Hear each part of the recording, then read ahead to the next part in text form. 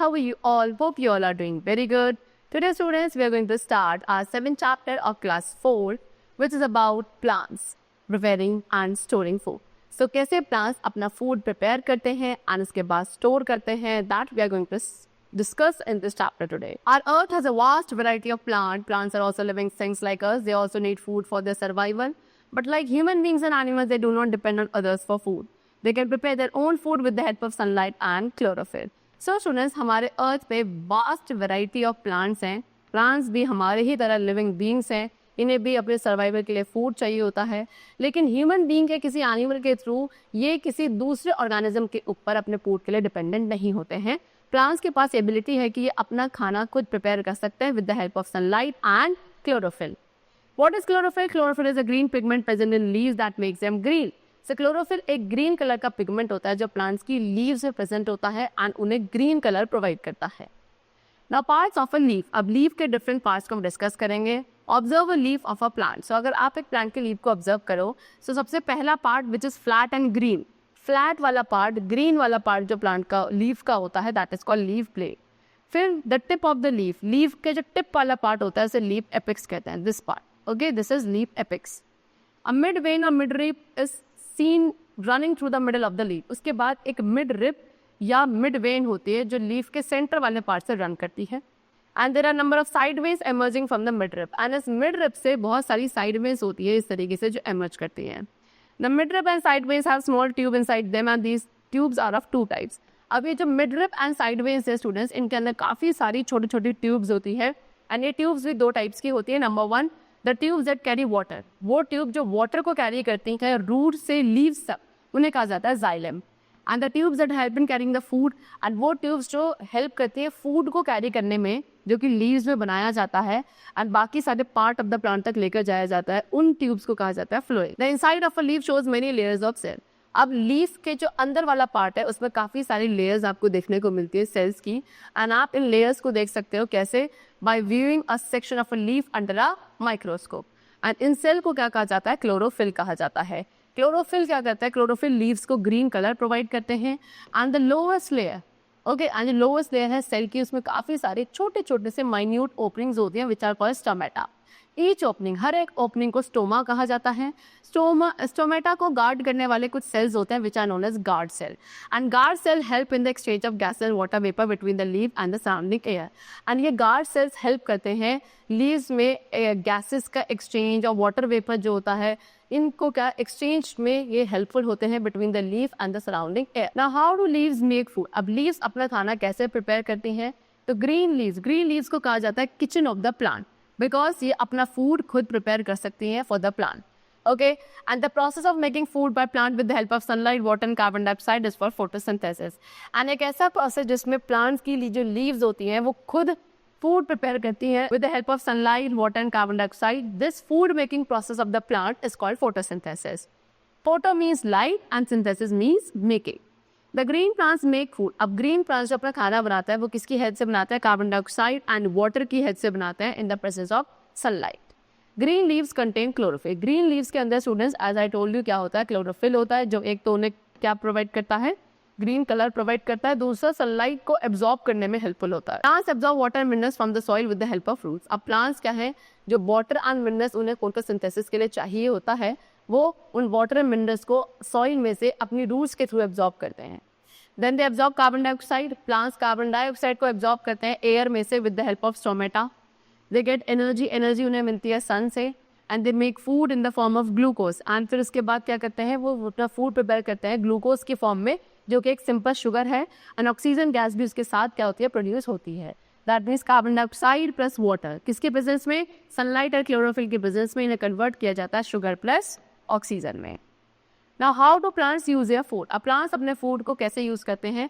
So plants अपने इस prepared food या ग्लूकोज को डिफरेंट वेज में यूज करते हैं. Like they burn it to produce energy. सबसे पहले वो इस फूड को बर्न करते हैं अपने लिए एनर्जी प्रोड्यूस करने के लिए. सेकेंड, वो इस एनर्जी को या इस फूड को अपनी ग्रोथ के लिए यूज करते हैं. एंड उसके साथ साथ वो अपनी बॉडी के अंदर एक्स्ट्रा फूड भी स्टोर करते हैं in the form of extra. Next topic which we have is some unusual plants. अब कुछ अनयूजुअल प्लांट्स होते हैं जैसे कि cactus. They do not have leaves. Cactus के पास लीव्स नहीं होती. So where then is the food made, it is made in the green stem. तो फिर इन प्लांट्स के अंदर फूड कहाँ प्रिपेयर होता है? सो इन प्लांट्स के अंदर फूड प्रिपेयर होता है इनके ग्रीन स्टेम्स में।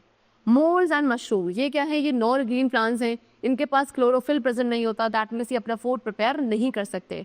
They get their food from dead and decaying plants and animals. तो इसने इन्हें अपना फूड किससे मिलता है?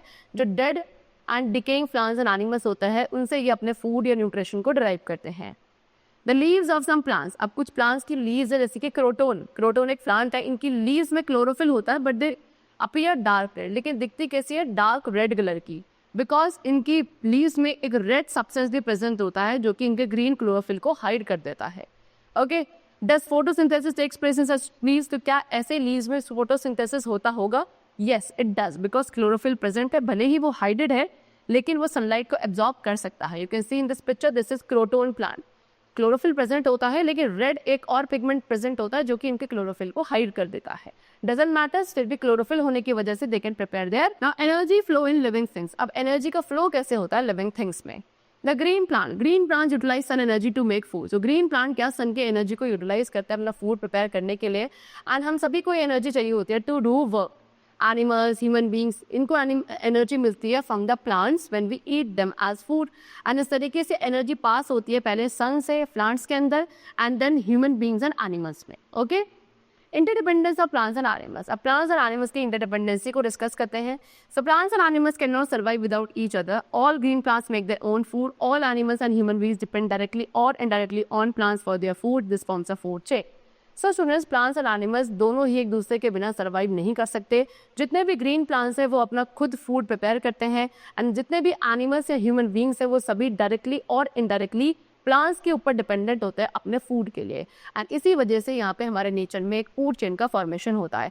फॉर एग्जाम्पल ग्रीन प्लांट्स, तो ग्रीन प्लांट्स अपना फूड खुद प्रिपेयर करते हैं एंड एक्स्ट्रा फूड को अपनी बॉडी में स्टोर कर लेते हैं।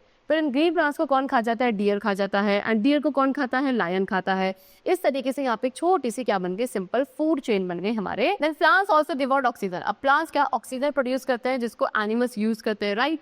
एंड सिमिलरली प्लांट्स को कार्बन डाइऑक्साइड की रिक्वायरमेंट होती है अपना फूड प्रिपेयर करने के लिए, जो उन्हें किनसे मिलती है? एनिमल्स से मिलती है व्हेन दे ब्रीथ आउट। यानी कि प्लांट्स क्या करते हैं? प्लांट्स फोटोसिंथेसिस प्रोसेस के थ्रू ऑक्सीजन प्रोड्यूस करते हैं जो कि किसे रिक्वायर्ड होती है? एनिमल्स एंड ह्यूमन बींग्स को। And human beings and animals जब ब्रीथ आउट करते हैं तो वो कार्बन डाइऑक्साइड गैस प्रोड्यूस करते हैं, जिनको कौन यूज करते हैं? प्लांट्स यूज करते हैं अपने फोटोसिंथेसिस प्रोसेस के लिए। So this is how they have shown you the interdependence of plants and animals on each other in our nature. Now next we have balance in nature. अब nature में balance कैसे maintain रहेगा? So plants and animals depend on each other, but a balance should be maintained between the number of plants and animals. What they're saying कि plants and animals जैसे कि हमने discuss किया एक दूसरे के ऊपर डिपेंडेंट होते हैं, लेकिन इन दोनों के नंबर में क्या एक बैलेंस होना जरूरी है। If all of a sudden अगर मान लो कि अचानक से जो नंबर ऑफ प्लांट्स है वो इंक्रीज हो जाए तो animals would not be able to give out enough of carbon dioxide to them for photosynthesis. लेकिन क्या प्लांट्स का नंबर ज़्यादा इंक्रीज हो गया एंड एनिमल्स अभी भी उतने ही हैं, तो इतने एनिमल्स सफिशिएंट नहीं होंगे कि वो enough of carbon dioxide produce कर सके for the plants for the photosynthesis process.